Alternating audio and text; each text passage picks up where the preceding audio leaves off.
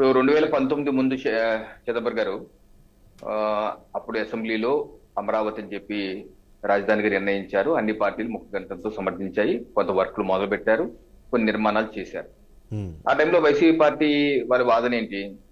ఇదిగో చంద్రబాబు నాయుడు గారు సరిగ్గా నిర్మాణం చేయట్లేదు, ఈయనకి చేత కావట్లేదు, నేనైతే బాగా చేస్తాను, నేను ఇక్కడ నా సొంత ఇల్లు కూడా కట్టుకున్నాను. అప్పుడు కూడా అన్నారు 2019 ముందు మీరు వస్తే రాజధాని మార్చేస్తారంట కదా అని చెప్పి అడిగితే అందరూ వైసీపీ పార్టీ నేతలందరూ చెప్పింది ఏంటి?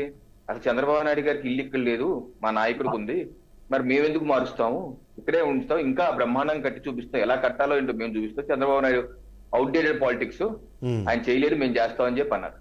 సో ప్రజలందరూ నమ్మారు, ఆ రాజధాని ప్రాంత ప్రజలు కూడా నమ్మారు. కరెక్టే, ఈయన మరి చేయలేకపోతున్నాడు కదా, 5 ఏళ్ళు టైం ఇచ్చాం, మరి చేయలేకపోతున్నారు, మరి ఈయన చేస్తారేమని చెప్పేసి రాజధాని ప్రాంత ప్రజలు కూడా, కృష్ణా గుంటూరు జిల్లా ప్రజలు కూడా మొత్తం వైసీపీ పార్టీకి పట్టం కట్టి ఆ రోజు 150 సీట్లు ఇచ్చారు, మీరు కట్టండి అని. మరి ఆ తర్వాత అధికారంలోకి వచ్చాక యూటర్న్ తిరిగారు. ఎన్నికల ముందు ఎప్పుడు 3 రాజధానుల మాట ఎత్తనే పార్టీ అధికారంలోకి వచ్చాక 3 రాజధానులు అన్నారు.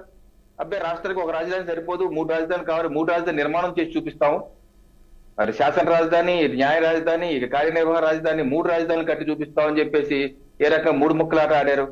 అన్ని ప్రాంత ప్రజలని మోసం చేశారు కదా 5 ఏళ్ళలో.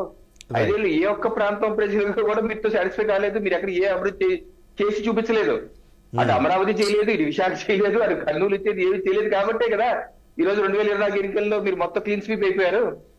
ఇంకా ప్రజలు స్పష్టమైన మ్యాండేట్ ఇచ్చారు, జగన్మోహన్ రెడ్డి గారు మీ వైఖరి సరైనది కాదు, మీరేదో 3 రాజధానులు, మీరు అమరావతి రాజధాని కడతానని చెప్పి అధికారులకు వచ్చాక మాట మార్చి 3 రాజధానులని, ఏ రాజధాని ఏమి చేయకుండా అక్కడేమో 500 కోట్లు రిషికొండ ప్యాలెస్, మీకు మీ విలాసాల కోసం రిషికొండ ప్యాలెస్ కట్టి దానిలో ఒక బాత్ టబ్ కోసం 15 లక్షలు, వాచ్ ఎవరి కోసం 4 లక్షలు, అలాగే ఇంటీరియర్ ఫర్నిచర్ కోసం కోట్లు ఎవరి కోసం కట్టారు అవన్నీ అని అన్ని ప్రాంత ప్రజలు చిత్కరించారు. చిత్కరించి 11 సీట్లు వారి మీద కనీసం ప్రతిపక్ష హోదా కూడా ఇవ్వలేదు. ఈ రోజు బొత్స సత్యనారాయణ గారు మాటలు చూస్తుంటే ఓకే, మీరు స్వాగతిస్తారు, ఏ పార్టీలో కన్నా సరే రియలైజేషన్ కొంత ఆలోచన రావడం మంచిదే. కానీ బొత్స సత్యనారాయణ గారు బయట లోపల మండలిలో మాట్లాడేటప్పుడైతే మా రాజధాని, మా విధానం 3 రాజధానులే అని నొక్కి వక్కానించారు.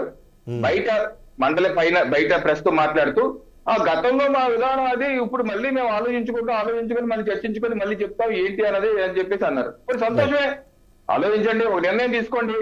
ఈసారి తీసుకునే నిర్ణయం ఉన్నా సరే పక్కాగా ఉండే నిర్ణయం తీసుకోండి. బొత్స గారు మీ సీనియర్ నాయకులు, మీరంటే అందరికి గౌరవమే, మరి పక్కాగా మళ్ళీ యూటర్న్ కాదు, మళ్ళీ పిల్లి వేసి ఇప్పుడు ఏదో 11 సీట్లు వచ్చాయి, మళ్ళీ ఈ ప్రాంత ప్రజలను చిత్కరించుకున్నారు, రాష్ట్రాంతా చిత్కరించుకున్నారు, ఇలా అయితే మనం ఎక్కడికి గోపిక కుత్తానా గరక ఘాటుకి అయిపోతున్నాము అని ఇప్పుడేదో మార్చుకొని రేపు మళ్ళీ ఎప్పుడన్నా సరే 15 మీకేమైనా అధికారం ఇస్తే అప్పుడు మళ్ళీ యుద్ధం తీసుకుంటారా?